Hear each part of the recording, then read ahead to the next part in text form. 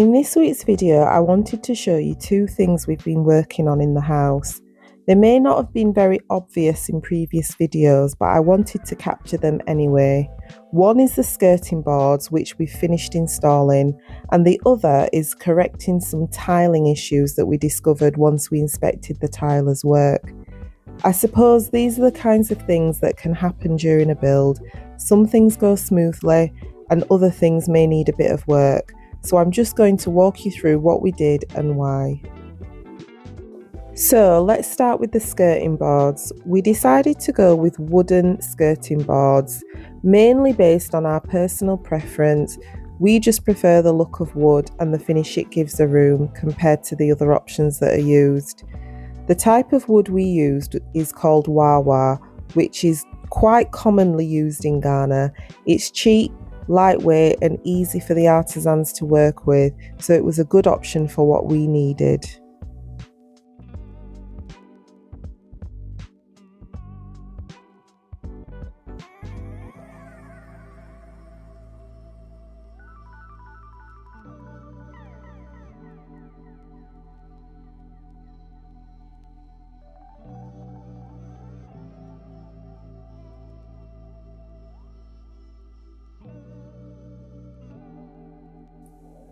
The artisans actually made the skirting boards from scratch rather than buying ready-made pieces.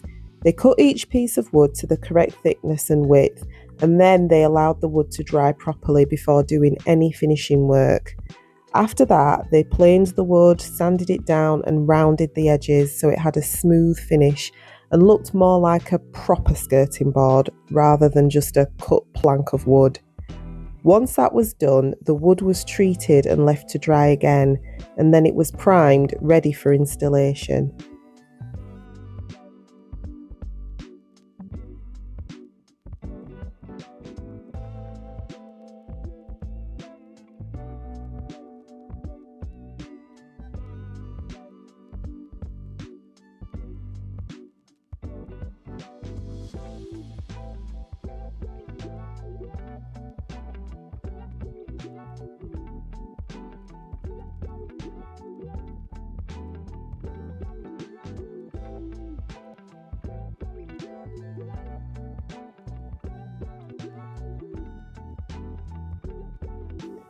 When it came to fitting the skirting boards, the artisans originally wanted to fix them to the wall using screws, but in our experience, screws on their own aren't really the best option because over time they can loosen slightly and the boards can start to pull away from the wall, so we decided to try a different method.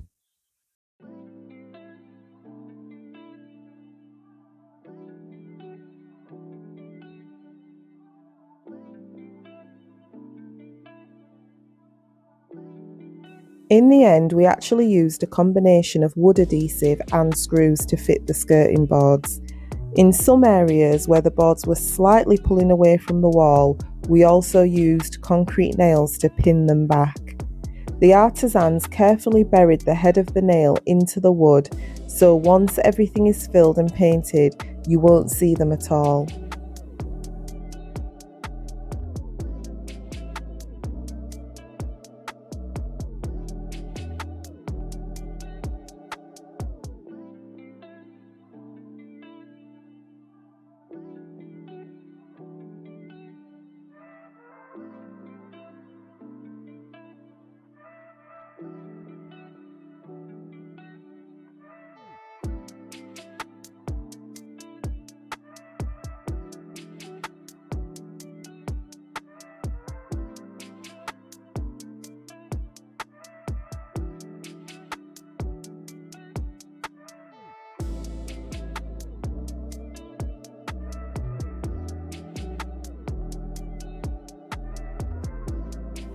After the boards were fitted, we went through and filled all the screw holes and nail holes with wood filler. Then along the top edge of the skirting boards, where the board meets the wall, we used decorator's caulk. This is something we also brought from the UK because we couldn't actually find it locally in Ghana. If anyone knows where it's sold, let me know in the comments.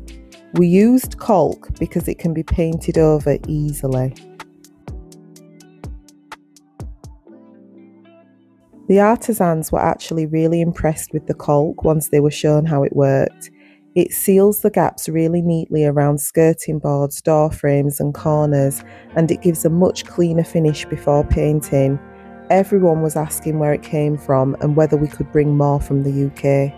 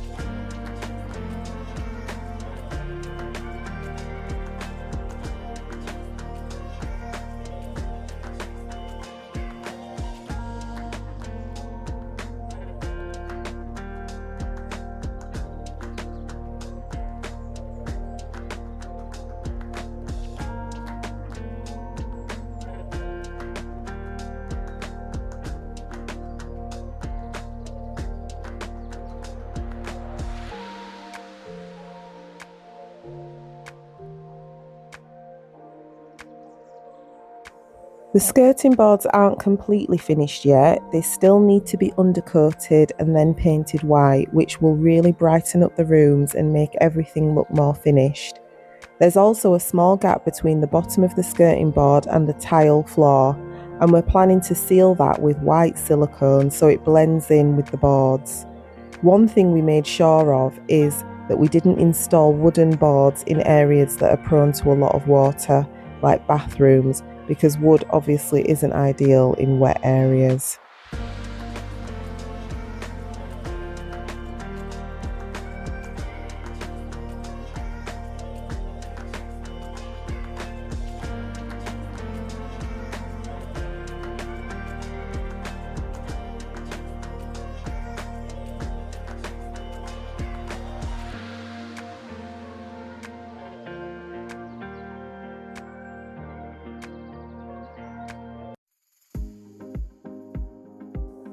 Now, the second thing I wanted to talk about is the tiling correction work. In previous videos, you probably couldn't really tell how the tiling was done, but when we started properly checking everything, we realised there were a few issues that needed fixing. When we were in Ghana during the build, we personally supervised the downstairs and the boys' quarters, and those areas turned out to be completely fine. But some of the other areas had problems. When we went through and inspected all the tiling, we found a few different issues. Some areas had poor cutting around the edges, so the tile lines weren't very sharp or clean.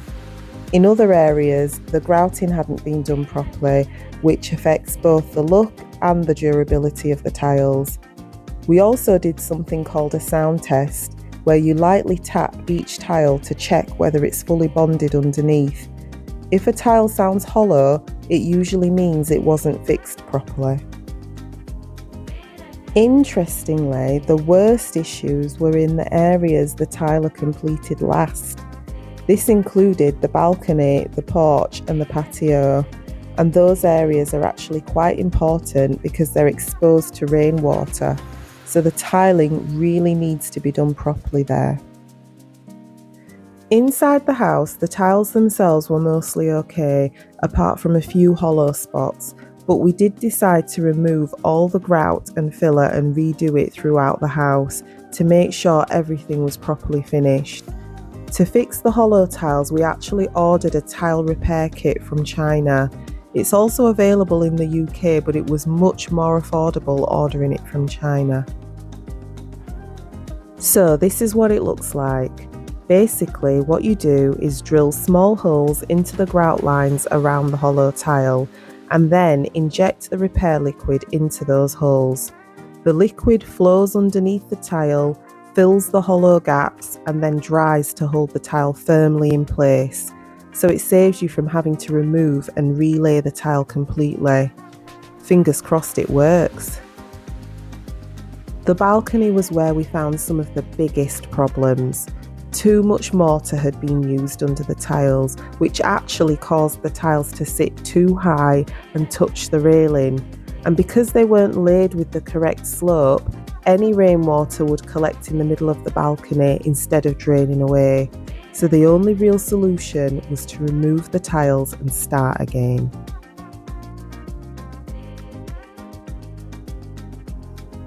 When the new tiler started removing the tiles, we quickly realised why the problem happened. Many of the tiles weren't attached properly at all. Some didn't have enough adhesive or cement underneath them, and a few tiles had almost nothing underneath, just dirt. Because of that, a lot of the tiles actually came off very easily.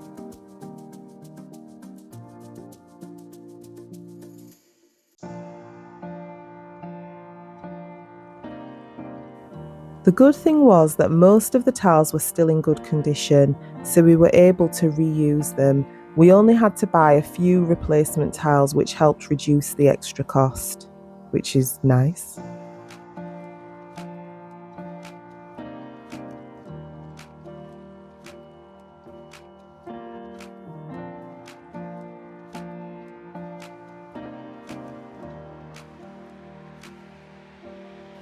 While lifting the tiles, we also discovered something quite worrying. One of the pipes underneath had been broken and then filled with mortar, which obviously shouldn't have happened. So it's actually a good thing we decided to redo that area, because otherwise we wouldn't have found it. There were also CCTV cables running through another damaged pipe, which we also had to replace. The new tiler really took his time to properly level the tiles and create the correct slope towards the drains. So now, if it rains, the water will flow away properly instead of sitting on the balcony. And overall, everything looks much better and is functioning the way that it should. So those are just a couple of the behind the scenes corrections and finishing details that have been happening with the house build. These are the kinds of things that you don't always see in the big updates, but they're really important to get right if you want the house to last. As always, I'm just sharing the journey as we go along, the good parts and the things that need fixing, and I'll keep showing you the progress as we move closer to finishing the house. See you next time.